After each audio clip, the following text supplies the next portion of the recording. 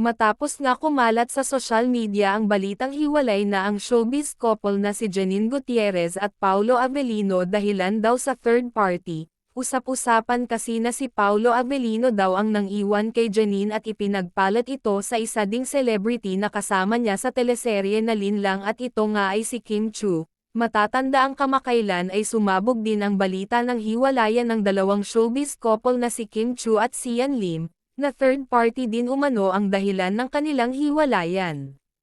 Hinala naman ng mga netizens na kaya umano nasira ang kanilang mga relasyon ay dahil sa kani-kanilang mga bagong karelasyon, samantala sa naging pahayag naman ni Paulo Avellino sa totoong dahilan ng kanilang hiwalayan ni Janine, inamin niya na pareho nilang ginusto ang nangyari kasi hindi na sila masaya sa kanilang relasyon. Inamin din ni Paulo Avellino na matagal na siyang may gusto kay Kim, kaya ngayon daw na parehas na silang single ay pwede na silang dalawa.